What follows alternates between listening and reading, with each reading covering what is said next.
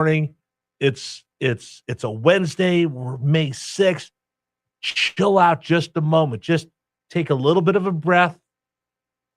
Breathe in. Breathe out. Let's take the pulse down just a little bit. We'll talk about all the rest of the stuff in the world, but being on red line the entire time, being outraged over everything doesn't do anybody any good. So we have a little bit of fun here in Richmond's Morning News. Knowing what your favorite cereal is, I got about 50 people texting in, so we could talk about that this morning because there's a lot to get to. There's a lot that we've been talking about all morning long. A couple of the big things that we've been getting into is, and I think this is very interesting. This kind of took on a life of itself. The presidential physical fitness test that is coming back to schools. You think about Make America Healthy Again and what Kennedy's doing. You look at some of the other things that we're seeing, and I think we can all agree. And I've asked this question about 1 million times, and I'll ask it again. Are you tougher than your grandfather? Super Dave, are you tougher than your grandfather? Not even close. Not even close. There's no way I am tougher than my grandfather. My grandfather was little, skinny little guy, right? Both my grandparents, my grandfathers were small. There is no way that I am tougher than my grandparents. Am I tougher than my dad? Heck no. My dad was a beast. My dad was like 6'4". He was a beast. He worked one of his first jobs in law enforcement. He worked as a correctional officer at a prison. And this is before they knew how to extract people out of the cells. Like when you watch Cops, you watch any of those reality TV shows, they got to pull somebody out of a cell. You know, they send in like 20 guys, and they all have riot shields and helmets and everything, and they go pull somebody out of the cell when they have to extract them. My dad was first working in law enforcement. He started as a correctional officer. They'd put a football helmet on him, and they would tie with a rope a mattress around his chest, and they would send him in there one-on-one by himself to pull somebody out of the cell. He was like 6'4". He's a huge hulking man. That's why he was my superhero, and miss him to this day. But if you ask me, am I tougher than my father? Heck no. My dad had 3 ruptured discs in his neck that were inoperable, and he lived that way for 40 years in constant pain every single day. Lived with that constant pain. There's no way I'm tougher than my dad. So we were talking about the presidential physical fitness test. Dave and I remember it when we were kids. And if you're a great athlete, that was great. If you're the kid who was bigger and stronger than everybody else, oh, you got that certificate. It was awesome. For the rest of us, not so much, because we weren't able to run that mile. We weren't able to do this. We weren't able to do that. And it was kind of embarrassing. And you'd get your feelings hurt if you didn't pass. So more than a decade ago, during the Barack Obama administration, they got rid of it. They said, we're not going to do it anymore because it causes too much anxiety for kids. Kids, too much pressure on them, too much anxiety over them. And you really think about where we've gone over the last 26 years and to where we are now. Wow. We have kids that are more anxiety-ridden, nervous, incapable of dealing with any type of disruption or any kind of duress.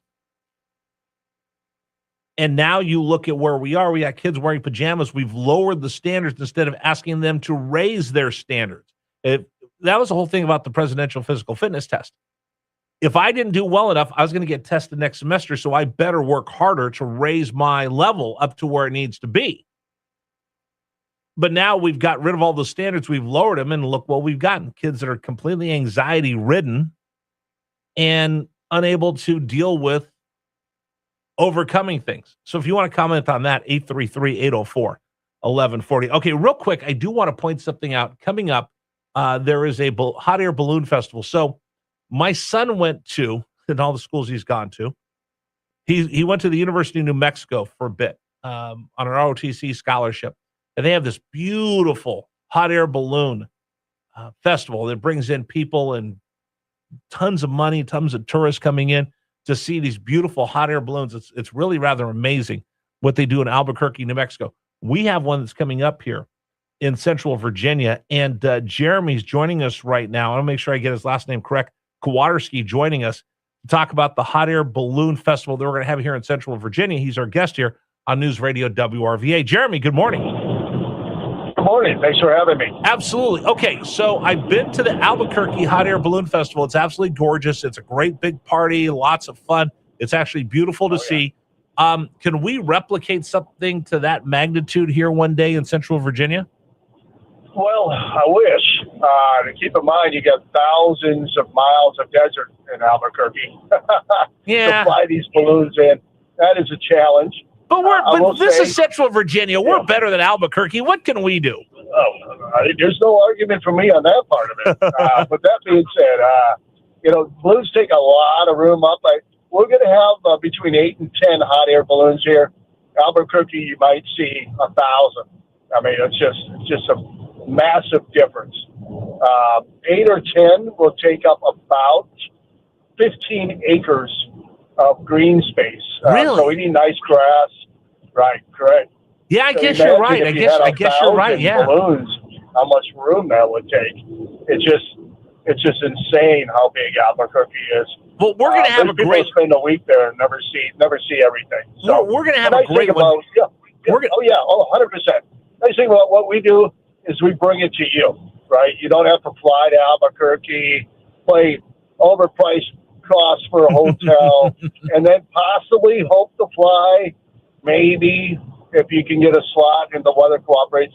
What we do is we bring the balloons, we're bringing them to Doswell, we bring them to you, and we specialize in, it's not an all day where you're sweating in the sun and, you don't see any balloons until the evening, and that's normally when a good time to fly is later in the evening towards sunset. What I've done over the last 16 years is to just kind of combine the best features of a hot air balloon festival where you're not waiting around all day hoping to see a balloon. We pop these things up as close to 5 p.m. when the gates open as you possibly can, and we're going to leave them up. So they're basically it's an experience. You could go up, you could talk to the balloon pilot, you could pull a burner, you could get in a balloon. We have, there'll be 6 tethered balloons out here giving thousands of rides over the weekend.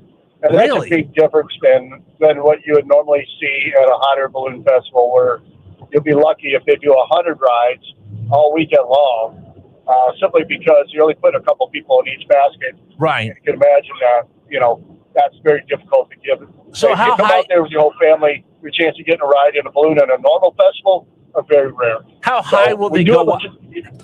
I'm sorry, let me interrupt you. Let me interrupt you. Hold on. Jared, hold on. Yeah. Let me interrupt you. How high will these tethered balloons go up? Yeah, sure. So it's a tether experience. So obviously we're not going to fly away because we're trying to get the balloon back to you so you can come back to the ground. They go up about 75 or 100 feet, depending on top end winds. So if the winds are a little high up top, we might be at 75 feet. If they're fine, then you're going to be about 100 feet off the ground. Okay, so give me the details if people want to go get an opportunity to go up in a hot air balloon. I will be honest with you, I am afraid of heights. I will watch them all day long. I will not get close to that basket. Well, here's the great thing about it. Even at a tether balloon ride, I've done hundreds of them. And the experience is absolutely fantastic. You're in a real hot air balloon. You're really taking up off the ground, and you're really landing, and you really go up there, and you're just hovering. You're taking pictures. You're part of that experience, and it's only $35. If you want to take a real balloon flight, that could be $350, $400, depending. It could be much more expensive than that, obviously. So this is a great way to check that bucket list, get a ride in a real hot air balloon. But, it's safe. To your point, once you come out there and you look and you see that it's all tethered down and you got some anchor points and you're like, this looks safe. I feel comfortable. So many people come up to me and tell me the same thing. I'm scared of heights. I don't think I'm going to do this. And then I'll see them a little bit later and they'll say, you know what? I went up. It was fantastic. I'm so glad I did. So I think you might change your perspective, and I hope to see you out there. All right. Give me details if people want to come out, what time and all the rest. Yeah, sure. So the gates open at 5. We'll have, live music, DJ playing most of the day. In the evening, we have tons of food vendors out there. We have a kids zone for the kids. We got some craft and retail vendors. Some things to do, right? In general, come out there with a mindset to just pop down your blankets and your lawn chairs. You can bring your little chairs, your beach chairs, whatever you want with you, and relax, enjoy, check out the balloons, enjoy the atmosphere. It's a relaxed atmosphere. And then at 9 o'clock, we do the balloon glow and laser show. And meanwhile, we're tethering the balloon rides this entire time. So keep that in mind. You're seeing the balloons of people going up and they're doing their rides. And at 9 o'clock, we'll continue to do the rides, but we'll have the balloon glow and laser show. And that is just a fantastic. If you've never seen a balloon glow, it's like tons of, light up Christmas ornaments, if you will, right? And you got lasers going on, you got music. It's such an incredible show. That's about an hour, and the festival lasts till about 11. So after the show's over, the festival continues on, especially if you want to get a ride. If you want to do that during the laser show, you can do that. If you want to do it before that, you can do that. And then after that, if you want to then, when it calms down a little bit, if you want to get a ride, you still can. So from 5 p.m. to 11 p.m. is the festival hours, and what we've determined to be the most premium time to come out and enjoy some hot air ballooning. All right. Well, hey, thank you for joining us. Comes up this weekend in Doswell. Appreciate it. Don't know if you're going to see me up in a hot air balloon, but I might come by and enjoy the food trucks. Thank you so much, Jeremy. Not a problem. Thank you. All right. Take care. We'll continue. It's News Radio WRVA. Today's program brought to you in part by Luster by Adolph. All right. Mother's Day is coming up. And for you, got a little bit of a treat. It's also Luster by Adolph's anniversary. So through May 9th, everything in the store is up to